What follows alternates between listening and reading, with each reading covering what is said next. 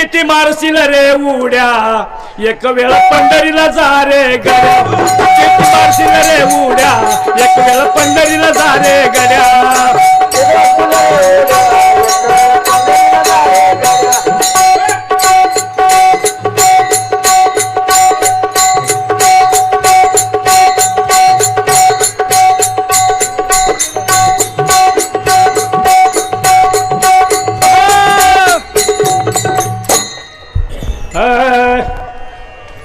मांजराचे डोळे गेले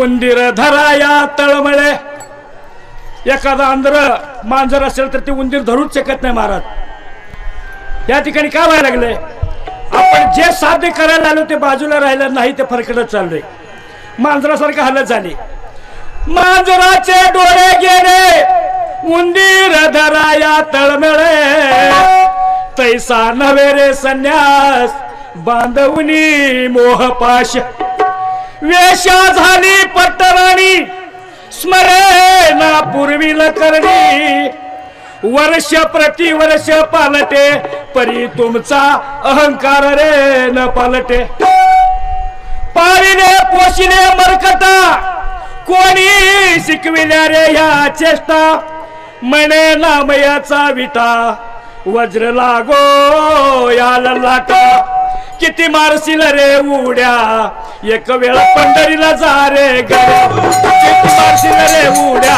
एक वेळ पंढरीला जा रे गड्या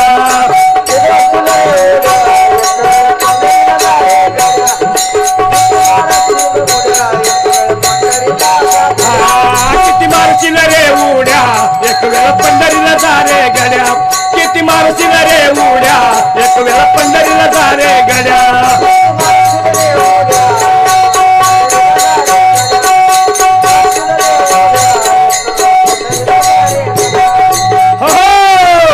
महाराजांनी प्रपंचाबद्दल भरपूर अनुभव सांगितले महाराज मग कळणार कधी आपण प्रपंचात एवढं दुःख आहे परमार्थात एवढं सुख आहे तर त्याला जवळ का करत नाही म्हणून म्हणलं मांजराचे डोळे गेले सगळं करत पण वळत नाही महाराज तुम्ही काय संसार सोडलात का काय वागायचं सोडलात का परमार्थाची मोठी मोठी भाषा तुम्ही करता सभेमध्ये ऐक मानवा भाई आता तरी तू राम नाम घेई नारासारखा नर जन्मला तू रडतोस रे ठाई ठाई प्रपंचात प्रत्येक माणूस रडल्याशिवाय राहत नाही महाराज अरे घे घे घे हरी नाम घे माया सारी सोडून दे हात लावणी नशिबा तू रडतोस रे ठाई ठाई म्हणून तू ऐक मानवा भाई तू राम नाम रे घेई तू ऐक मानवा भाई तू राम नाम रे घेई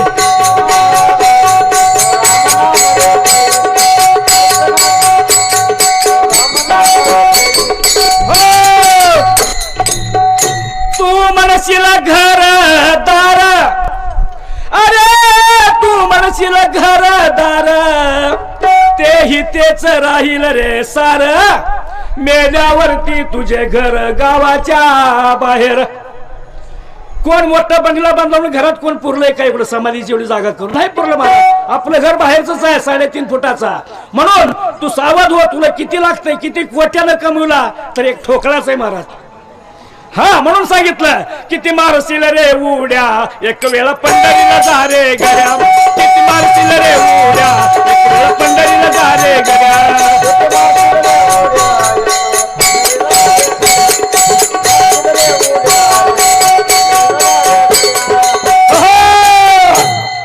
सांगितलं प्रपंच कसा आहे महाराज आपण जोपर्यंत व्यवस्थित काम करून कमवतो तोपर्यंत प्रपंच आहे महाराज या ठिकाणी सांगतात अरे जन हे सुखाचे दिल्या घेतल्याचे अंतकाळीचे रे नाही कोणी हीन झाली शक्ती नाक डोळे गळती मग सांडोनी पडती बायका पोरे बाईला म्हणा खरं अरे मरत तरी बर थुंकोनिया घर नाशियेल म्हातारपणात त्या म्हाताराने नीट बसता येत नाही उठता येत नाही थुकता येत नाही कारण त्याच्या तोंडात दात सुद्धा नसते महाराज त्यावेळी स्वतःची बायको सुद्धा म्हणते याला मेलं तर बरं झालं असतं का बसले त्यावेळी त्याला काय कळतंय, तू का म्हणे माझं नव्हतीला कोणी, एका चक्र पाणी वाचवून या. त्यावेळी कळतं देव मी आठवलो नाही, वारी केलो नाही, परमार्थ कधी केलो नाही, मला देव कसं जवळ घेईल. म्हणून ऐक मानवा भाई तू राम नाम रे घेई, तू ऐक मानवा भाई तू राम नाम रे घेई.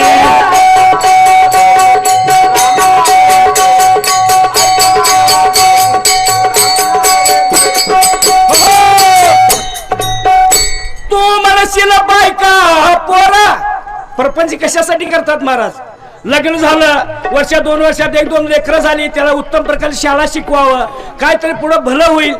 ते नाही महाराज, खरं तर चोर सांगायचा व्यवहारामध्ये तर पहिली चोर आपली बायको असते, दुसरा चोर कोण तर आपली लेकरं मुलंच आपली चोर असतात, आपले खिसा कापणारे. बघा तुम्ही, आपण काम करून येतो आणि महिन्याला जो पगार येतो त्या दिवशी बायको किती येऊस तर चहा करून तयार ठेवते, या किती उशीर तुम्हाला जेवढं भूक लागलं असेल हे झालं असेल, पगार घेतली रे घेतली, दुसऱ्या दिवशी काय तुमच्या तुम्ही बाहेरचं खाता येत नाही का, मला काय सकाळी होत आहे का, दुसऱ्या दिवशी चालूच आहे महाराज. मग ती कोण आहे, चोर आहे, चोर आपल्या पाठीमाग. आणि लेकराला बघा येताना जर पिशवीत भरून काय नाही आणलं तर लेकर समोर सुद्धा येणार नाहीत, काय आणलंय बाबा, म्हणजे आपले किशा मारायला बसलेला आहेत. म्हणून महाराज सांगतात तू म्हणशील बायका पोरं ते तर तुझ्या मत. महादेवी लाडे लाडे निंबर्गी यांच्याकडून 51 रुपये दिले, धन्यवाद. तू म्हणशील बायका पोरं ते तर तुझ्या मागची चोर, मेल्यावरती खापर फोडतील तुझ्या चरे डोक्यावर. तू म्हणशील पैसा अडका तेही तेच राहील रे सडका, मेल्यावरती सोबत येईल एक मातीचा मडका. त्याच्याशिवाय आपलं भांडवल काही नाही महाराज, एक ठोकळा आणि एक मडका एवढं कमवा, बाकीचे कशाला नादाला लागतात. हा पण लागू नये असं नाही, पण त्याच्या परमार्थामध्ये काही भाग घेतला पाहिजे. हा या ठिकाणी अनेक दानसुराच्या जीवावर काही लोकांच्या मागणी आपली असली मोठमोठ्या दिंडी चालत असतात महाराज, नाहीतर काय सोपी नाही. हा एवढं महिना खेचून जाणं काही चालत नाही महाराज. तसं दान असावं, दानात दान, दान सांगितलं महाराज. भूमी दाने होशी भूमी पाळू, महाराजांनी आपल्याला ठिकाणी जागा दिली, भूमी दिली, बसा म्हणायला सुद्धा त्याला दान म्हणतायत महाराज. मासाळे महाराज फार मोठा आपल्यावर उपकार आहे. असे अनेक लोक आपल्या दिंडीकरांना उपकार करतात म्हणून आपली वारी चाललेली आहे, सगळं सुरळीत चाललेलं महाराज. भूमी दाने होशी भूमी पाळू, कनक दाने कांती निर्मळू, चंदन दाने सदा शीतळू, सुपरिमळ उपचार. वस्त्रदाने सुंदरपण, तांबूल दाने मनुष्यपण, ज्ञानदाने ब्राह्मणपण, अति लावण्य सुंदरता. काही 2 शब्द हिताचे बोले तर तेच ब्राह्मणाचा भारत. हा हित व्हावं असं काहीतरी बोललं पाहिजे, नाहीतर काय बुडायचे शब्द बोलून काय उपयोगाचं नाही. वस्त्रदाने सुंदरपण, तांबूलदाने मनुष्यपण, ज्ञानदाने ब्राह्मणपण, अति लावण्य सुंदरता. जे वृक्ष लावे ती सर्व काळ. महाराज पाऊस येत नाही, पाऊस येत नाही, चूक आपली आहे. आपल्या शेताच्या बांधावर आपण झाडं लावत नाही, तोडायला शिकलो पण लावायला नाही शिकलो महाराज. निसर्गाचं या ठिकाणी आपण शेतकऱ्याची मुलं आहोत सगळे, आपण जोपासलं कसं पाहिजे हे आपल्याला कळलं पाहिजे, तर पावसाकडे बघायला काहीच हरकत नाही. अहो महाराज सांगितलं या ठिकाणी जे वृक्ष लावे ती सर्व काळ, तयावरी शास्त्रांचा झल्लाळा. जे ईश्वराशी अर्पिती फळ ते पुत्रवंत होऊन नांदती. ऐशा दानाच्या पंक्ती वेगळ्या सांगू किती, एक घ्या रे लक्ष्मीपती विष्णुदास नामा म्हणे. ऐक मानवा भाई तू राम नाम रे घेई, तू ऐक मानवा भाई तू राम नाम रे घेई.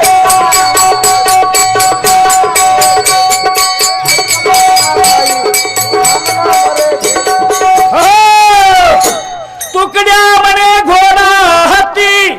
महाराज या ठिकाणी प्रमाण दिले महाराज, तू घोड्यासारखा जरी चपळ असला, हत्ती सारखा जरी बलवान असला, रावणासारखी जरी तुझ्याकडे 14 चौकडीची संपत्ती असली तरी तुला शेवटचा एक दिवस जायचंय महाराज. हा हे विसरून काम चालत नाही. म्हणून महाराज या ठिकाणी आपल्याला सावधान केले. तुकड्या म्हणे घोडा हत्ती याची क्षणात होईल माती रावण गेला लंका जळाली तशीच तुझी होईल रे गती म्हणून ऐक मानवा भाई तू राम नाम रे घे